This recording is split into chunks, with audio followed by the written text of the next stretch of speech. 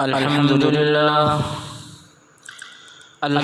لله الذي هدانا سواء الطريق وجعل لنا التوفيق خير رفيق، والصلاة والسلام على من أرسله هداه وبالاهتداء تحقيق، ونورا به الاقتداء يليق، وعلى آله وأصحابه الذين سعدوا في مناهج الصدق بالتصديق، وسعدوا في معارج الحق بالتحقيق. أما بعد، فأعوذ بالله من الشيطان الرجيم. بسم الله الرحمن الرحيم. وقال الله تبارك وتعالى في كلامه المجيد والفرقان الحميد: إن هذا القرآن يهدي للتي هي أقوم. وقال النبي صلى الله عليه وسلم: إن الله يرفع بهذا الكتاب أقواما ويضع به آخرين، أو كما قال عليه الصلاة والسلام. اللهم صل صلاة كاملة وسلم سلاما تاما على سيدنا ومولانا محمد الذي تنحل به العقد وتنفرج به الكرب وتقضى به الحوائج وتنال به الرغائب وحسن الخواتيم، ويستسقى الغمام بوجهه الكريم، وعلى آله وصحبه في كل لمحة ونفس بعدد معلوم لك.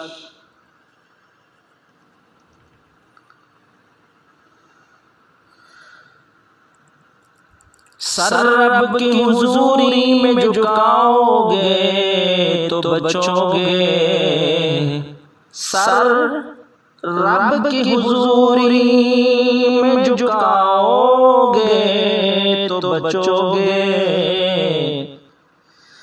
قرآن سے دل اپنا لگاؤ گے تو بچو گے. اللہ نے کہا خود میرا قرآن شفا ہے، کہا ہے یا نہیں کہا؟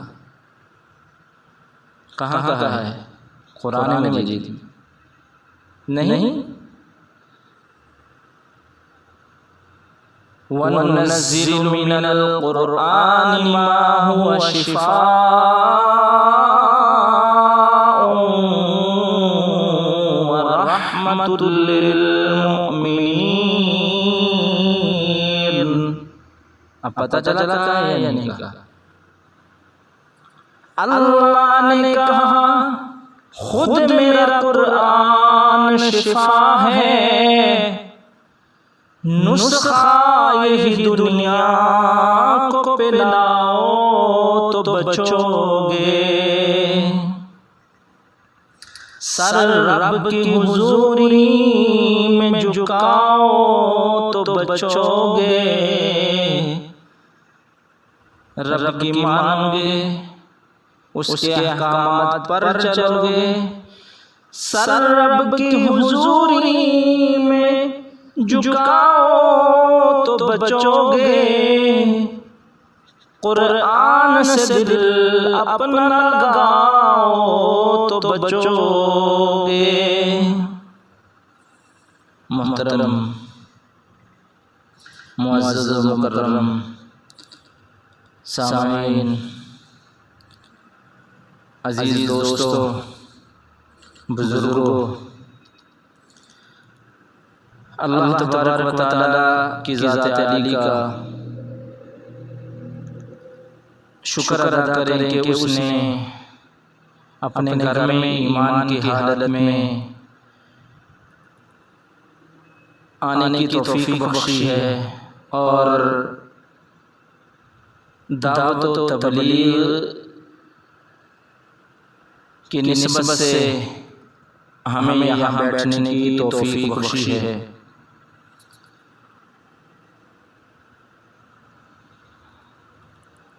میں زیادہ لمبی بات نہیں کروں گا،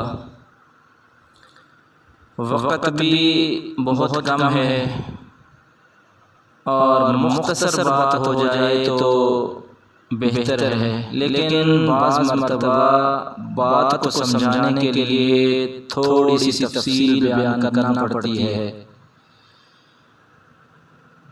مختصر بات تو یہی ہے کہ اللہ نے قرآن میں کہہ دیا ان ھذا القرآن یہدی للتی ہی اقوم، اسی قرآن کے ذریعے سے قوموں کو اللہ تبارک و تعالیٰ نے ہدایت دی ہے اور قیامت تک آنے والی نسلوں کو اللہ تبارک و تعالیٰ اس قرآن کے ذریعے سے ہدایت سے سرفراز فرمائے گا اگر وہ قرآن پر عمل کریں گے۔ حدیث نبوی آپ کے سامنے تلاوت کی، ان اللہ یرفع بہذا الکتاب، اللہ تبارک و تعالیٰ رفعت سے نوازتے ہیں، اس کتاب کے ذریعے سے بلندیوں سے نوازتے ہیں، اس کتاب کے ذریعے سے مراتب دیتے ہیں، اس کتاب کے ذریعے سے عزتیں دیتے ہیں، اس کتاب کے ذریعے سے، اور اللہ تبارک و تعالیٰ اپنی نعمتوں سے مالا مال کرتے ہیں اسی کتاب کے ذریعے سے۔ خصوصاً ایمان کی دولت اگر کسی کو ملی ہے تو اس کتاب کو سینے سے لگانے کی وجہ سے ملی ہے، سینے میں بٹھانے کی وجہ سے ملی ہے، اس پر عمل کرنے کی وجہ سے ملی ہے۔ ان اللہ یرفع بہذا الکتاب اقواما ویضع بہ آخرین، لیکن آج ہم نے اس کتاب کو پس پشت ڈالا ہوا ہے، بیزاری کا اعلان کیا ہوا ہے، گویا کہ عمل یہی بتلا رہے ہیں، زندگیاں ہماری، ہمارا معاشرہ یہی بتلا رہا ہے۔ آپ ذرا غور کریں، فکر کریں، سوچیں، جواب دیں۔ اگر اندھیری رات ہو، چاند بھی نہ نظر آ رہا ہو، بادلوں میں چاند بھی چھپا ہوا ہو، راستہ بھی بڑا کٹن ہو، ٹیڑھا ہو، نہ ہموار ہو، جھاڑیاں ہوں، جنگل ہو، اس راستے پر یہ بھی خدشہ ہو کہ یہاں سانپ رہتے ہیں، بچھوؤں کی کثرت ہے، دیگر موذی جانور یہاں پائے جاتے ہیں، حشرات الارض ہر وقت یہاں چلتے پھرتے رہتے ہیں یا ان کا بہت ہی خطرہ رہتا ہے۔ تو اس حالت کے اندر ایک شخص ہو اور اس کے پاس لائٹ کا انتظام ہو، اس کے ہاتھ میں ٹارچ ہو، روشنی ہو اس کے پاس، لیکن وہ اسے بجھا کر رکھے، جلائے نہ، روشنی سے فائدہ نہ اٹھائے، ٹارچ کو نہ جلائے، تو اس شخص کی بے وقوفی پر ہم اور کیا کہہ سکتے ہیں؟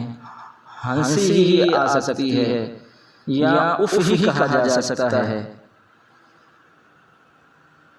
کیونکہ ٹارچ جلا کر وہ اپنا راستہ دیکھ سکتا ہے بلکہ دیکھ نہیں دکھا سکتا ہے، راہ کی ناہمواریوں میں گرنے پڑنے سے بچ سکتا ہے، بچا سکتا ہے، موذی جانوروں سے اپنی حفاظت کر سکتا ہے، دوسروں کی کر سکتا ہے، لیکن اگر اس کی مت ماری گئی ہے، خواہشات کے تابع ہو کر، اپنی من مرضی کے تابع ہو کر، شیطانی پیروکاری کے تابع ہو کر اگر اس کی مت ماری گئی ہے، وہ ٹارچ نہیں جلاتا، اس سے فائدہ نہیں اٹھاتا، اس مفید روشنی جیسی چیز کو استعمال نہیں کرتا، اس سے فائدہ نہیں اٹھاتا، تو وہ کتنا خسارے کے اندر رہے گا، خود بھی ڈوبے گا، دوسروں کو بھی لے ڈوبے گا۔ بالکل ایسا ہی رویہ ہم نے قرآن مجید کے ساتھ اختیار کر رکھا ہے۔ ہم مصائب و مشکلات کا شکار ہیں، ہمیں صحیح راہ عمل دکھائی نہیں دیتی، ہم بھٹکے ہوئے ہیں، کیوں؟ قرآن کو چھوڑ کر راستہ دکھائی نہیں دیتا، فتنوں کے اندر پڑے ہوئے ہیں، قرآن کو چھوڑ کر۔ اس صورتحال کے اندر قرآن مجید کی شکل میں ہمارے پاس ہم جانتے ہیں کہ ایک روشنی موجود ہے، یہی قرآن پاک کی روشنی، جس سے ہم تاریکیوں کو دور کر سکتے ہیں، مٹا سکتے ہیں، دل کی، من کی، معاشرے کی، خاندانوں کی، ہر طرح کی تاریکیوں کو ہم دور کر سکتے ہیں، ختم کر سکتے ہیں، مٹا سکتے ہیں، اپنی مشکلات اور مسائل کا ازالہ کر سکتے ہیں۔ اس قرآن کی رہنمائی میں ترقی اور کامیابی کی منزلیں طے کر سکتے ہیں، لیکن ہم نے اسے کھولا ہی نہیں، اسے دیکھا ہی نہیں کہ یہ کس طرح کی رہنمائی فراہم کرتا ہے، کس احسن طریقے سے ہمیں سمجھا رہا ہے، کس حکمت کے ساتھ ہمیں اللہ کے راستے پر، اللہ کے احکامات پر چلا رہا ہے۔ قرآن مجید کے بارے میں ہمارا تصور آج بس یہی ہے کہ یہ ہماری مقدس کتاب ہے، ہونا بھی چاہیے، ایمان بھی رکھنا چاہیے، یہ ہماری مقدس کتاب ہے، یہ ہمارا تصور ہے، جسے چھونے سے قبل وضو کرنا واجب ہے۔ قرآن کا ادب، اس کو چھونے سے پہلے پاک صاف ہونا واجب ہے، لا یمسہ الا المطہرون۔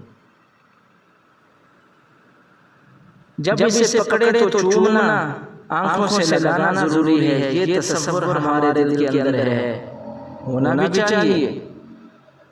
ریشم کا غلاف اس پر چڑھانا، شادی پہ بیٹیوں کو ہدیہ دینا، رخصتی کے وقت قرآن کا سایہ کرنا، لڑائی جھگڑے میں قسم کے لیے استعمال کرنا، اور جب کوئی وفات پا جائے ایصال ثواب کے لیے قرآن خوانی کرنا ہی اصل مقصد ہے، اور کچھ بھی نہیں، بس یہی اصل مقصد ہے، یہی تصور، یہی عقیدہ ہم نے آج بنایا ہوا ہے۔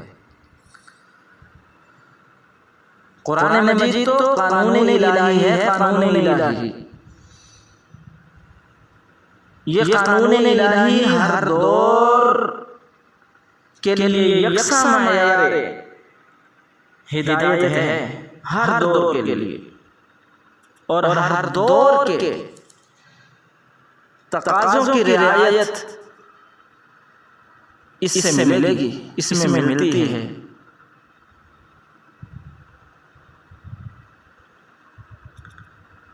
حق کی تلاش کرنے والا عمر اور منزل کے جس موڑ پر بھی ہو، قرآن مکمل طور پر اس کی رہنمائی کرتا ہے، چھوٹا ہے، بڑا ہے، عورت ہے، مرد ہے، کوئی بھی ہے، کالا ہے، گورا ہے، قرآن پاک مکمل طور پر ہر موڑ پر رہنمائی کرتا ہے ہماری۔ سائنس کی ایجادات اور جدید ٹیکنالوجی عروج کے جس نقطہ پر بھی ہوں، مسائل اور مشکلات کا قرآن پاک ایسا حل بتاتا ہے کہ محسوس یہ ہوتا ہے کہ شاید اسی مسئلے کو حل کرنے کے لیے قرآن نازل کیا گیا ہے، اور اسی مسئلے کا حل قرآن کے نازل کیے جانے کا اہم مقصد ہے۔ یہی وجہ ہے کہ نزول قرآن پر 15 صدیوں کا عرصہ گزر جانے کے باوجود 14 صدیوں کا 15 صدیوں کا عرصہ گزر جانے کے باوجود آج تک اس میں تبانی روحانیت اور انقلابی تاثیر موجود ہے. ایسی تاثیر موجود ہے، ایسی سچائی موجود ہے جس کا غیر مسلموں کو بھی اعتراف ہے. یہ قرآن پاک جس قوم پر نازل ہوا وہ تہذیب و ثقافت سے نابلد تھی اور اخلاق و کردار سے بالکل ناآشنا تھی، لیکن قرآن نے اس قوم کی تقدیر کو بدل دیا. کچھ ہی دنوں میں وہ ایسی مہذب قوم بن گئی کہ کیسر و کسریٰ دم خود رہ گئے. وہ قوم مفلس تھی، مگر قرآن نے اسے اتنا عروج بخشا کہ دنیا کی سلطنتیں قدم بوس ہو گئیں. جس قرآن اور قانون پر عمل کر کے بدو اور گوار عرب قوم نے حیرت انگیز ترقی کی، دنیا پر قبضہ کیا اور ہر میدان کے وہ شہسوار بنے. آج بھی اس کے ذریعے عروج حاصل کیا جا سکتا ہے، ملتا ہے، اللہ دیتا ہے. حضرت شیخ الہند مولانا محمود الحسن رحمہ اللہ کی وہ بات ذہن کے اندر رکھو، ذہن کے اندر وہ بات آ رہی ہے، آپ کو بھی بتلا رہا ہوں. ان کا اقتباس ہے، بڑی توجہ کے قابل ہے، جو انہوں نے مالٹا کی جیل سے رہائی کے بعد کہا تھا. مالٹا جیل کی خلوتوں میں ہمیشہ یہ مسئلہ سامنے آیا کہ آج کل پوری دنیا میں مسلمانوں کی ذلت و پستی اور ہر جگہ مصائب و آفات میں مبتلا ہونے کے اسباب کیا ہیں؟ پوری دنیا کے مسلمانوں کی ذلت کے اسباب کیا ہیں؟ مصائب میں گھرنے کے اسباب کیا ہیں؟ رب کی رحمتوں سے دور ہونے کے اسباب کیا ہیں؟ رب کی رضا سے دور رہنے کے اسباب کیا ہیں؟ رب کا غضب نازل کیوں ہو رہا ہے؟ مسلسل انہوں نے غور کیا. کہتے ہیں کہ مسلسل غور کرنے کے بعد یہ معلوم ہوا کہ اس کے صرف 2 اسباب ہیں. 2 سبب. پہلا سبب مسلمانوں کا قرآن کو چھوڑ دینا ہے. مسلمانوں تم ایمانداری سے بتلاؤ، قرآن کے ساتھ تمہارا کتنا لگاؤ ہے؟ تیری تجارت قرآن کے مطابق ہو رہی ہے یا تیری خواہش کے مطابق ہو رہی ہے؟ تیرا کھانا پینا قرآن کے مطابق ہو رہا ہے یا تیری خواہش کے مطابق ہو رہا ہے؟ تیرا اٹھنا بیٹھنا قرآن کے مطابق ہو رہا ہے یا تیری من مرضی کے مطابق ہو رہا ہے؟ تیری زندگی قرآن و سنت کے مطابق چل رہی ہے یا شیطانی رستوں، شیطانی طریقوں کے مطابق چل رہی ہے؟ تو خود ہی اس کا حساب لگا سکتا ہے. غور کر ایمان سے بتلا، قرآن سے تیرا کتنا آج تعلق ہے. تو شیخ الہند رحمہ اللہ فرماتے ہیں کہ پہلی وجہ مسلمانوں کا قرآن کو چھوڑ دینا ہے. دوسری وجہ آپس میں لڑنا ہے. قرآن محبت دیتا ہے، حقوق دیتا ہے، عورتوں کے حقوق دیتا ہے، ہمسایوں کے حقوق دیتا ہے، اپنوں کے حقوق دیتا ہے، پرائیوں کے حقوق دیتا ہے، مسلمانوں کے حقوق دیتا ہے، ماں باپ کے حقوق دیتا ہے، اولاد کے حقوق دیتا ہے، حتیٰ کہ غیر مسلموں کو، اقلیتوں کے، تمہاری ریاست میں، تمہارے ملک میں رہنے والے غیر مسلموں کے حقوق بھی قرآن اور حدیث سے ملتے ہیں۔ تو حضرت فرماتے ہیں کہ دو سبب ہیں، ایک مسلمانوں کا قرآن کو چھوڑ دینا اور دوسرا آپس میں لڑنا۔ تو جب قرآن نہیں ہوگا تو خواہشات ہوں گی، وہ کہے گا میرا پیٹ بھرے، دوسرا جائے جہنم میں، جو کرتا ہے کرتا پھرے۔ تو پھر یہی معاملہ ہوگا۔ قرآن کی اسی اہمیت کے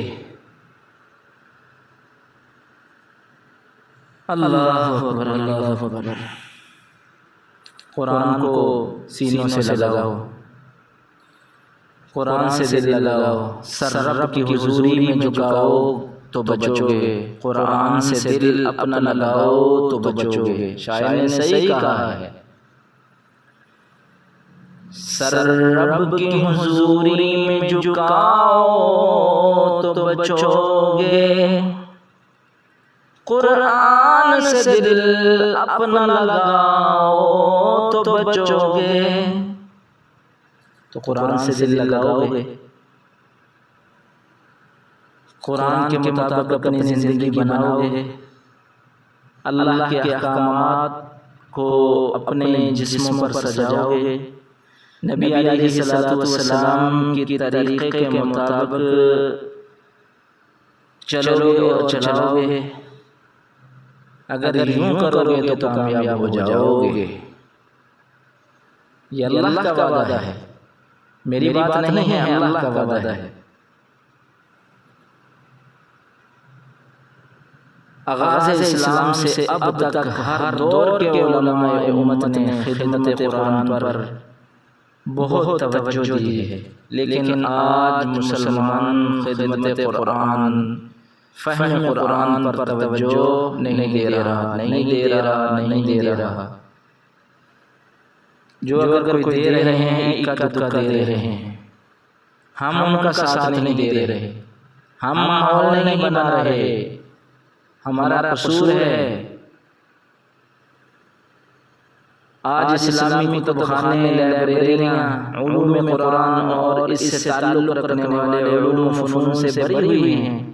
عربی، فارسی، اردو، ہندی، انگریزی اور دوسری مختلف زبانوں میں کتابیں اتنی دستیاب ہیں کہ دوسرے فن پر اتنی کتابیں موجود نہیں، جتنی قرآن کی تفسیر پر، قرآن کو سمجھنے پر کتابیں، قرآن کو سمجھانے پر کتابیں موجود ہیں۔ ضرورت صرف اس امر کی ہے کہ قرآن کے معنی مفہوم کو خود سمجھیں، دوسروں کو بھی دعوت دیں، سمجھائیں۔ اجتماعی، انفرادی، سماجی، معاشرتی ہر لحاظ سے عورتوں کو، مردوں کو سمجھائیں۔ جیسے بھی مسائل زمانے کے ہوں، عصر حاضر میں یہ قرآن واحد کتاب ہے رہنمائی کے لیے، تمہارے مسائل مشکلات کو حل کرنے کے لیے کافی ہے۔ ہمیں اور کتابوں کی طرف جانے کی ضرورت نہیں ہے قرآن و سنت کو چھوڑ کر، بلکہ قیامت تک جس دور میں بھی اسے رہنما بنایا جائے، زمانے کے تقاضوں کے مطابق قیادت کی بھرپور صلاحیت اس میں پائی جاتی ہے۔ یہ قرآن ایسی مقدس کتاب ہے، اس کتاب کو ہم سمجھتے نہیں، پڑھی ہے تو پڑھی ہے، سال سال تک حفاظ کو بھی کھولنے کی توفیق نہیں آج مل رہی۔ رمضان میں مجبوراً اپنی لاج رکھنے کے لیے، اپنا نام رکھنے کے لیے، اپنی عزت بچانے کے لیے وہ قرآن کا دور شروع کر دیتے ہیں۔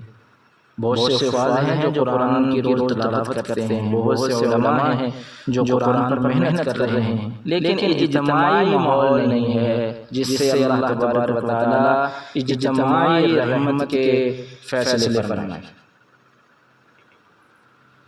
تو کوئی شک نہیں ہے کہ اس میں وہ تاثیر ہے جو انسانی زندگی میں انقلاب برپا کر سکتی ہے، انسانی زندگیاں بدل سکتی ہے، بلکہ اس کا ظاہری ادب بھی انسان کو اعلیٰ مقام تک لے جاتا ہے۔ بہت سے واقعات ملیں گے قرآن کے ساتھ لگاؤ کے، قرآن کے ادب کے، قرآن پر اپنی زندگیاں لگانے کے اتنے ایمان فروز واقعات ہیں کہ انسان پڑھے تو جھوم جاتا ہے۔ قرآن کے ادب کی وجہ سے اللہ تعالیٰ نے ایک شرابی کو ولایت کے مقام تک پہنچا دیا تھا۔ اندازہ کریں قرآن کا ادب کیا تھا ایک بزرگ نے۔ ایک بزرگ کا واقعہ ہے کہ وہ پہلے بری عادتوں میں گرفتار تھے، شراب بھی پیا کرتے تھے۔ ایک مرتبہ انہوں نے دیکھا کہ بسم اللہ ایک کاغذ کے ٹکڑے پر لکھا ہوا زمین پر پڑا ہے۔ انہیں بڑی حیرت ہوئی۔ بری عادتوں کے گرفتار تھے، اس کے عادی بنے ہوئے تھے، لیکن بسم اللہ لکھی ہوئی نیچے گری پڑی دیکھی تو اسے اٹھایا، کسی سے مانگ کر خوشبو لگائی، اس کاغذ کو سنبھالا، اونچے مقام پر رکھا۔ اللہ تعالیٰ کو ان کی یہ ادا اتنی پسند آئی کہ اللہ تعالیٰ نے گناہوں سے توبہ کی توفیق دے دی اور ہمیشہ کے لیے توبہ کی توفیق دے دی۔ وہ اللہ کے ولی بن گئے، ساری دنیا میں وہ بشر حافی کے نام سے مشہور ہوئے۔ اندازہ کریں اندازہ، اگر ہماری زندگی میں قرآن داخل ہو جائے، اس کے سانچے میں ہم ڈل جائیں، تو کیا دنیا کا کوئی طاقت،